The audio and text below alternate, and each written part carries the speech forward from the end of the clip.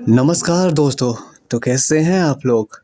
आपका एक बार फिर से स्वागत है मेरे चैनल द मेट एम्पायर पर। तो आज की वीडियो में हम बात करेंगे कि आखिर अर्जुन ने अपने ही बड़े भाई युधिष्ठिर को मारने के लिए धनुष क्यों उठा लिया था। तो टॉपिक के बारे में डिस्कस करने से पहले हम चाहेंगे कि आप हमारे चैनल को सब्सक्राइब कर दें और हमारे वीडियो को लाइक कर दें। अगर आपको टॉपिक से रिलेटेड कोई जानकारी चाहिए तो आप हमारी किसी भी वीडियो पर कमेंट कर सकते हैं और जानकारी अपने दोस्तों के साथ शेयर करें। और टॉपिक स्टार्ट करते हैं। जैसा कि जानते हैं सब लोग, महर्षि वेद व्यास द्वारा रचित महाभारत एक बहुत ही विस्तृत ग्रंथ है जिसमें अनेक कहानियाँ हैं। आम जन इनमें से अनेक कहानियाँ और प्रसंगों से अवगत हैं, लेकिन बहुत से अनजान हैं। आज हम आपको महाभारत का एक ऐसा ही प्रसंग बताते हैं जब अर्जुन ने अपने ज्येष्ठ भ्राता युधिष्ठिर को मारने के लिए हथियार उठाए थे। आइए जानते हैं आखिर अर्जुन ने ऐसा क्यों किया और इसका क्या परिणाम निकला। महाभारत काल की यह कथा हमें वह समय याद कराती है जब कुरुक्षेत्र युद्ध चल रहा था। यह युद्ध का 17वां दिन था और राजकुमार युधिष्ठिर तथा कर्ण के बीच युद्ध हो रहा था। सभी को इस युद्ध से बेहद उम्मीदें थी कि तभी शस्त्र विद्या में माहिर रहे कर्ण ने युधिष्ठिर पर एक जोरदार वार किया। एक के बाद एक करके कर्ण के सभी वार युधिष्ठिर पर भारी पड़ते गए और वह बुरी तरह से घायल हो गया।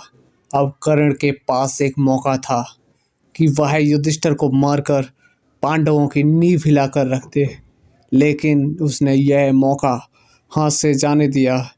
आखिर क्यों उसने युधिष्ठिर को नहीं मारा, आइए जानते हैं।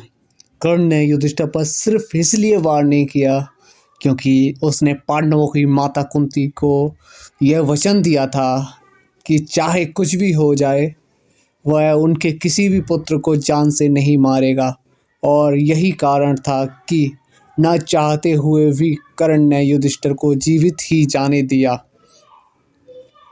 जब अनुज, नकुल तथा सहदेव ने अपने ज्येष्ठ भ्राता राजकुमार युधिष्ठिर की यह हालत देखी तो शीघ्र ही उन्हें तंबू में ले गए, जहां उनकी मरहम पट्टी के सभी इंतजाम किए गए।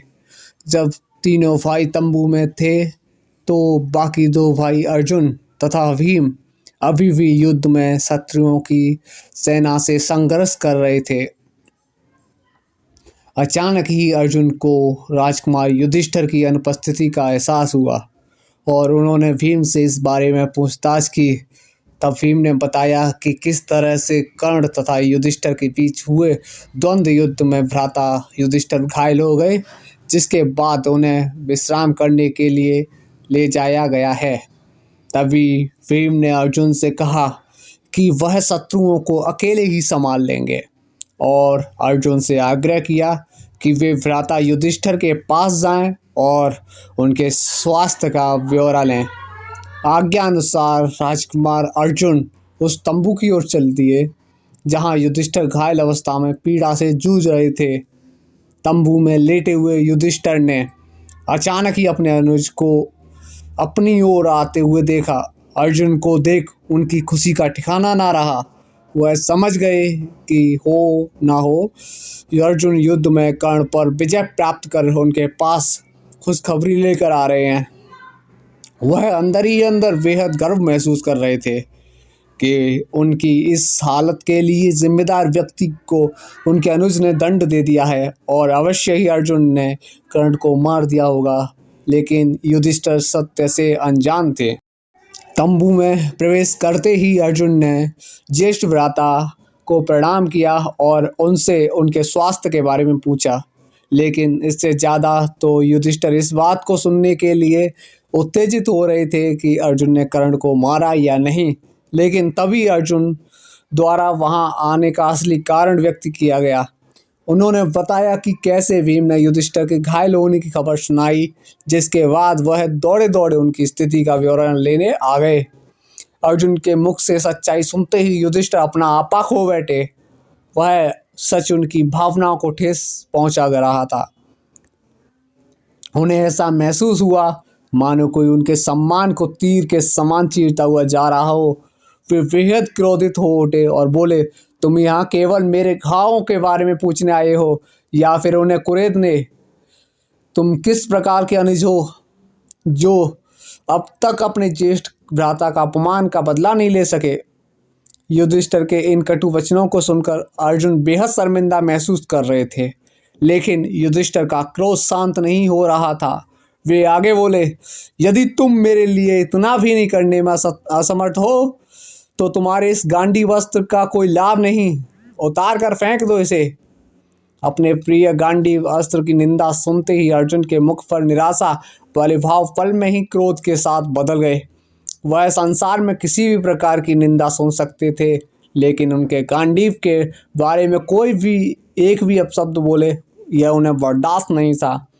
दरअसल यह अर्जुन द्वारा लिए गए एक वचन का हिस्सा था, जिसके अनुसार कोई भी अपना या पराया व्यक्ति यदि उनके पवित्र एवं प्रिय गांडी वस्त्र के बारे में बुरे वचन बोलेगा तो वह उसका सिर कलम कर देंगे। यही कारण था कि युधिष्ठिर द्वारा गांडीव की निंदा करते ही अर्जुन ने अगले ही पल अपना गांडीव उठाया और क्रोध भरी आंखों से युधिष्ठिर को मारने के लिए आगे बढ़े। तभी श्री कृष्ण वहां पहुंचे और अर्जुन के इस व्यवहार को देखते ही उन्हें रुकने की आज्ञा दी। श्री कृष्ण अर्जुन का यह रूप देखकर बेहद अचंभित हुए। वे समझ नहीं पा रहे थे कि आखिर ऐसी क्या बात हुई जो अर्जुन अपने ही प्रिय भाई युधिष्ठिर के प्राण लेने को तैयार हो गए। तत्पश्चात अर्जुन ने उन्हें घटना का सार बताया और फिर श्री कृष्ण को समझ आया कि आखिर बात क्या थी। उस समय भगवान कृष्ण ने अर्जुन को समझाया और बोले, हे अर्जुन, मैं तुम्हारे अपने गांडीव के संदर्भ में लिए गए वचन का सम्मान करता हूँ।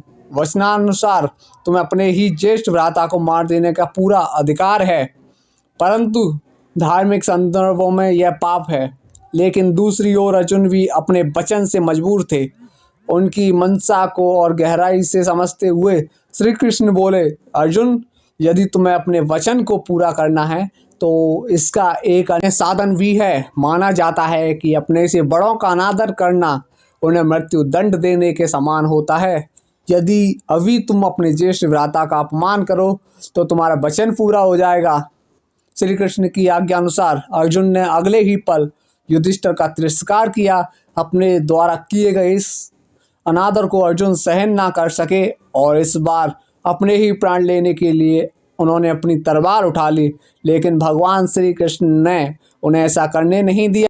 उन्होंने अर्जुन को बताया कि कैसे खुद के प्राणों का अंत करना यानी कि आत्मा का दाह करना शास्त्रों में अधर्म माना जाता है और पांडवों द्वारा अधर्म के मार्ग पर चलना एक बहुत ही बड़ा पाप है एवं अन्याय साबित होगा। इसीलिए उसे धर्म का मार्ग चुनना चाहिए। इसके साथ ही श्री कृष्ण ने कहा कि आत्म प्रशंसा आत्मघात के समकक्ष है, इसलिए तुम दूसरों के सम्मुख अपनी वीरता की खुलकर तारीफ करो, जिससे तुम्हारा वचन पूरा हो जाएगा। श्री कृष्ण के इन वचनों को सुन धीरे धीरे राजकुमार अर्जुन का क्रोध शांत हुआ और उन्होंने खुद के सिर पर रखी उस तलवार को नीचे उतार फेंक दिया। इस प्रकार भगवान कृष्ण के निर्देशों से राजकुमार अर्जुन का वचन पूरा हुआ, साथ ही वह किसी भी प्रकार का अधर्म करने से बच गए। आज की वीडियो में बस इतना ही। मैं आपसे चाहूँगा कि आप मेरे वीडियो को लाइक करें और जो कुछ भी आपको मुझसे पूछना हो वो कमेंट करें, और जानकारी आपको अच्छी लगी हो तो अपने दोस्तों के साथ इसे शेयर करें। और हाँ, अभी तक आपने मेरे चैनल को सब्सक्राइब नहीं किया है तो इसे सब्सक्राइब करें और बेल आइकन को दबाएं, जिससे कि आपको मेरे चैनल पर अपलोड होने वाली वीडियो की नोटिफिकेशन जल्द से जल्द मिल सके। हाजिर होंगे अगली वीडियो में, तब तक के लिए नमस्कार।